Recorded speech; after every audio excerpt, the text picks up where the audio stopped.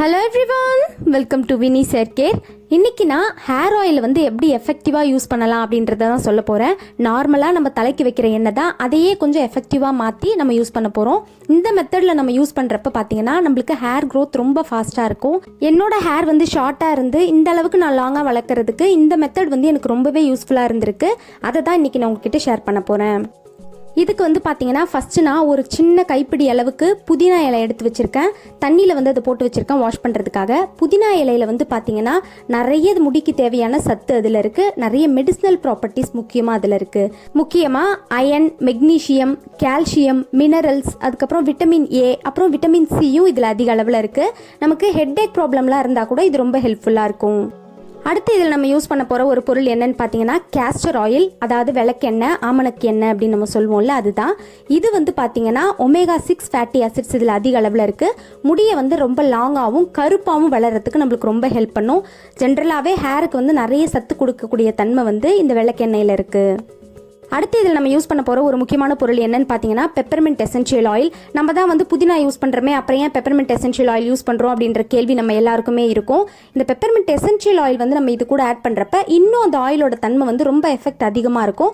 So hair க்ரோத்துக்கு ரொம்ப ஹெல்ப்ஃபுல்லாக இருக்கும். உங்ககிட்ட இல்லைன்னா நீங்கள் ஸ்கிப் பண்ணிக்கோங்க. பட் நான் எப்போவுமே ஆட் பண்ணி தான் யூஸ் பண்ணியிருக்கேன். ஸோ என்னோட ஹேர் க்ரோத்துக்கு பெப்பர்மெண்ட் ஆயில் வந்து ரொம்பவே எனக்கு ஹெல்ப் பண்ணியிருக்கு. இது ஆல்ரெடி ஒரு வீடியோவில் கூட உங்ககிட்ட நான் ஷேர் பண்ணியிருக்கேன். நீங்கள் இது வரைக்கும் ட்ரை பண்ணதில்லை, ஆனால் முடி வந்து நீளமாக எனக்கு வளரணும்னு ஆசை இருக்குது அப்படின்னா கண்டிப்பாக பெப்பர்மெண்ட் எசென்ஷியல் ஆயில் வந்து உங்களோட ஹேர் கேர் ரொட்டீனில் ஆட் பண்ணிக்கோங்க. உங்களுக்கே நல்ல டிஃப்ரென்ஸ் தெரியும். முடியை வந்து நல்லா வேகமாக வளர்கிறதுக்கு நம்மளுக்கு ஹெல்ப் பண்ணும். நிறைய ஸ்கேல்ப் ப்ராப்ளமை கூட இது வந்து சரி பண்ணும். முக்கியமாக நம்மளோட ஹேர் ரூட்ஸ் எல்லாம் வந்து நல்லா ஸ்ட்ரென்தன் பண்ணுறதுக்கு நம்மளுக்கு ரொம்ப யூஸ்ஃபுல்லாக இருக்கும்.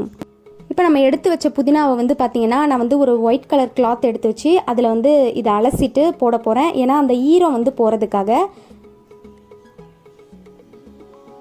இந்த மாதிரி அந்த இலையை வந்து அந்த துணியில் போட்டு வச்சுருங்க.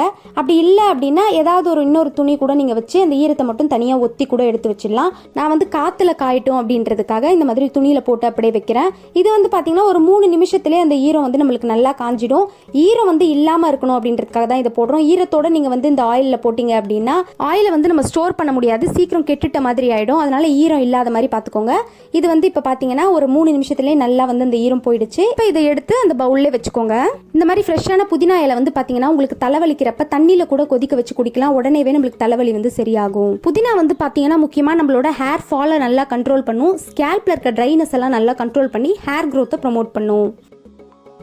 இப்போ வந்து பார்த்தீங்கன்னா நம்ம டபுள் பாயிலிங் மெத்தட் தான் யூஸ் பண்ண போகிறோம். ஒரு பாத்திரத்தில் கொஞ்சமாக தண்ணி வச்சு அதை ஹீட் பண்ணியிருக்கேன். இப்போ இதில் நான் எடுத்து வச்சுருக்கேன் அந்த புதினா பவுல் ஆட் பண்ணுறேன். நான் கண்ணாடி பவுல்ன்றதால அப்படியே ஆட் பண்ணுறேன். நீங்கள் வந்து சில்வரில் மாற்றி கூட யூஸ் பண்ணலாம், கண்ணாடி வந்து யூஸ் பண்ணுறதுக்கு பயமாக இருந்துச்சுன்னா. இப்போ இந்த மாதிரி அந்த பவுல் உள்ளே வச்சதுக்கப்புறமா ஆயில் வந்து ஆட் பண்ணிக்கலாம். நான் வந்து செக்கில் ஆடின தேங்காய் எண்ணெய் தான் ஆட் பண்ணுறேன்.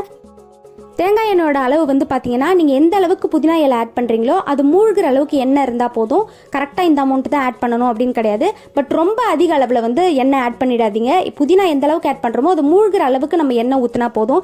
அப்போ தான் அந்த புதினாவோட தன்மை வந்து நம்மளுக்கு அதிக அளவில் இந்த எண்ணெயில் இறங்கும். ஸோ எண்ணெய் வந்து அதிகமாக ஆட் பண்ணிடாதீங்க, அளவாக ஆட் பண்ணுங்கள். மீடியம் ஃப்ளேமில் ஒரு 15 நிமிஷம் இதை ஹீட் பண்ணால் போதும். அதுக்கு மேலே ஹீட் பண்ணணும்னு அவசியம் இல்லை. தண்ணி நல்லா சூடாக இருந்தாலே நமக்கு போதும். ஹீட் ஆக பார்த்தீங்கன்னா அந்த புதினா இலையில் இருக்க சாறு ஃபுல்லாக கம்ப்ளீட்டாக இந்த எண்ணெயில் வந்து நமக்கு இறங்கும். இப்போ வந்து பார்த்தீங்கன்னா ஒரு 15 நிமிஷம் ஆயிடுச்சு. நம்ம போட்டிருக்க இலையோட கலர் வந்து கொஞ்சமாக மாறி இருக்கு. எண்ணெயோட கலரும் வந்து பார்த்தீங்கன்னா லைட் எல்லோ கலரில் சேஞ்ச் ஆயிருக்கு. இந்த சமயத்தில் இதை நம்ம ஆஃப் பண்ணிடலாம். இப்போ வந்து பார்த்தீங்கன்னா அடுப்புலேருந்து எடுத்து வச்சுருக்கேன். இது வந்து சூடாக தான் இருக்குது. இந்த மாதிரி சூடாக இருக்கப்பவே இதில் வந்து நம்ம விளக்கெண்ணெயை வந்து ஆட் பண்ணிடலாம். ஆற வச்சுட்டு ஆட் பண்ணாதீங்க, சூடாக இருக்கப்பவே ஆட் பண்ணிவிடுங்க. அப்போ தான் நம்மளுக்கு வந்து இன்னும் எஃபெக்ட் நல்லாயிருக்கும். நான் வந்து பார்த்தீங்கன்னா 1 ஸ்பூன் அளவுக்கு இந்த விளக்கெண்ணெய் வந்து ஆட் பண்ணுறேன். இப்போ ஆட் பண்ணிவிட்டு லைட்டாக இதை வந்து மிக்ஸ் பண்ணிக்கோங்க. அடுத்து வந்து பார்த்தீங்கன்னா இதில் நான் வந்து பெப்பர்மெண்ட் எசென்ஷியல் ஆயில் ஆட் பண்ண போகிறேன். ஒரு 3 ட்ராப் அளவுக்கு எசென்ஷியல் ஆயில் ஆட் பண்ணிக்கிறேன். ரொம்ப அதிக அளவில் ஆட் பண்ணிடாதீங்க. அதுவும் இல்லாமல் ஃபஸ்ட் டைம் இப்போ தான் எசென்ஷியல் ஆயில் வந்து நீங்கள் யூஸ் பண்ண போகிறீங்க அப்படின்னா பேட்ச் டெஸ்ட் பண்ணி பார்த்துட்டு அதுக்கப்புறமா யூஸ் பண்ணுங்கள். ஏன்னா சிலருக்கு வந்து ஒத்துக்காமல் கூட போகலாம். அப்படி இருக்குது அப்படின்னா நீங்கள் வந்து இந்த எசென்ஷியல் ஆயில் ப்ராசஸை வந்து ஸ்கிப் பண்ணிக்கிட்டு வெறும் இந்த புதினா இலையை மட்டும் பாயில் பண்ணிவிட்டு கேஸ்டர் ஆயில் மிக்ஸ் பண்ணிக்கோங்க. இது கூட நீங்கள் தேவைப்பட்டால் நல்லெண்ணெயோ இல்லை ஆலிவ் ஆயில் இல்லை ஆல்மண்ட் ஆயில் எது வேணால் ஆட் பண்ணிக்கலாம். இப்போ எல்லாத்தையும் ஆட் பண்ணதுக்கப்புறம் மிக்ஸ் பண்ணிவிட்டு இதை அப்படியே ஆற விட்டுடுங்க. நான் திரும்பவும் சொல்கிறேன், சூடாக இருக்கப்பவே எல்லாத்தையும் ஆட் பண்ணிவிட்டு ஆற வச்சிடலாம். இப்போ வந்து பார்த்தீங்கன்னா இந்த ஆயில் வந்து நல்லா ஆறிடுச்சு. கலர் வந்து பாருங்கள், நம்ம போட்ட இலை வந்து கம்ப்ளீட்டாக நல்லா கருப்பாக மாறி இருக்குது. அதாவது இந்த எண்ணெயில் அந்த அளவுக்கு அந்த சூட்லேயே ஊறி இருக்குது. இப்போ இந்த மாதிரி நல்லா ஊறினதுக்கு அப்புறம் இதை நம்ம வந்து ஃபில்டர் பண்ணி யூஸ் பண்ணலாம். ஃபஸ்ட்டே வந்து இந்த இலையை தனியாக பிரித்து எடுத்துடாதீங்க, அதை நம்ம யூஸ் பண்ணுறதே வேஸ்ட் ஆகிடும். ஸோ இப்போ இந்த மாதிரி நல்லா ஆறுனதுக்கு அப்புறமா நம்ம ஃபில்டர் பண்ணிக்கலாம். முக்கியமாக நீங்கள் ஃபில்டர் பண்ணுறப்ப இந்த இலையை வந்து ரொம்ப ப்ரெஸ் பண்ணி ஃபில்டர் பண்ணாதீங்க, அந்த தண்ணி வந்து எண்ணெயில் சேர்ந்துடும். அந்த மாதிரி தண்ணிலாம் எண்ணெயில் சேர்ந்துருச்சுன்னா நம்ம ஸ்டோர் பண்ண முடியாது. இந்த மாதிரி ப்ராப்பராக பார்த்து வெறும் எண்ணெயை மட்டும் நீங்கள் ஃபில்டர் பண்ணி எடுத்துட்டீங்க அப்படின்னா இந்த எண்ணெயை மேக்ஸிமம் நீங்கள் வந்து ஒரு 15 டேஸ்க்கு மேலேயே ஸ்டோர் பண்ணி யூஸ் பண்ணலாம். நான் வந்து இப்போ கொஞ்சமாக ப்ரிப்பேர் பண்ணி காமிச்சிருக்கேன். பெப்பர்மெண்ட் ஆயில் மட்டும் தனியாக எப்படி ப்ரிப்பேர் பண்ணுறதுன்னு நான் வேறு ஒரு வீடியோவில் உங்களுக்கு அப்லோட் பண்ணுறேன். பட் பெப்பர்மெண்ட் எசென்ஷியல் ஆயில் வந்து எப்படி வீட்டிலே பண்ணணும் அப்படின்றது வந்து நான் இது வரைக்கும் ட்ரை பண்ணது கிடையாது. நார்மல் பெப்பர்மெண்ட் ஆயில் வந்து நான் தனியாக உங்களுக்கு ஒரு வீடியோவாக ஷேர் பண்ணுறேன். இப்போ இந்த ஆயில் வந்து உங்களுக்கு நான் அப்ளை பண்ணி காமிக்கிறேன். நான் வந்து பார்த்தீங்கன்னா முடியை நல்லா சிக் எடுத்து ரெண்டாக பிரித்து வச்சுருக்கேன். இந்த மாதிரி நல்லா பிரிச்சுட்டதுக்கு அப்புறமா ஆயில் அப்ளை பண்ணுங்கள். எப்போவுமே கொஞ்சமாக ஆயில் எடுத்து நல்லா முடியோட வேரில் படுற மாதிரி முக்கியமாக அப்ளை பண்ணுங்கள். எப்போவுமே நம்ம ஆயில் வைக்கிறப்ப முடியோட வேருக்கு வந்து படுற மாதிரி அப்ளை பண்ணுறது தான் ரொம்ப முக்கியம். நம்ம மேலோட்டமாக முடியில் மட்டும் அப்ளை பண்ணிட்டோம் அப்படின்னா அந்த சத்து வந்து ஸ்கேல்ப்புக்கு போய் சேராது. ஸோ தலையில் வந்து நல்லா படுற மாதிரி அப்ளை பண்ணுங்கள். அதே மாதிரி எண்ணெய் வைக்கிறப்ப சாஃப்டாக ஜென்டிலாக அப்ளை பண்ணுங்கள், ரொம்ப ஹார்ஷாக வைக்கக்கூடாது. முடியோட வேரில் லைட்டாக நல்லா மசாஜ் பண்ணுற மாதிரி அப்ளை பண்ணுங்கள்.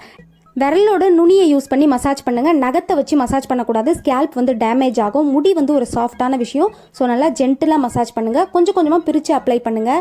நான் வந்து பார்த்திங்கன்னா அந்த எண்ணெயோட பவுலை வந்து ஒரு கையில் வச்சுருக்கேன், அதனால தான் ப்ராப்பராக வந்து முடியை பிரித்து பண்ண முடியல. உங்களுக்கு வந்து அப்ளை பண்ணி காமிக்கணும் அப்படின்றதுக்காக தான் நான் வந்து பண்ணிகிட்ருக்கேன்.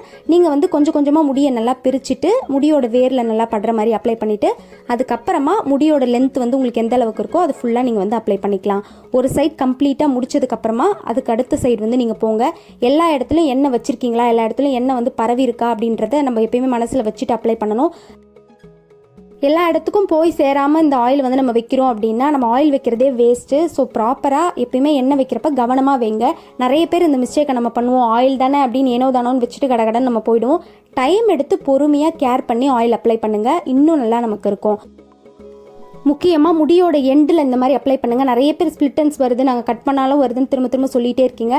முடியோட எண்டுக்கெலாம் நம்ம கவனமாக எப்போயுமே அப்ளை பண்ணணும். ஹேர் ஆயில்னு கிடையாது, ஹேர் மாஸ்க் நீங்கள் யூஸ் பண்ணாலும் முடியோட எண்டுக்கு நல்லா கேர் பண்ணி அப்ளை பண்ணுங்கள்.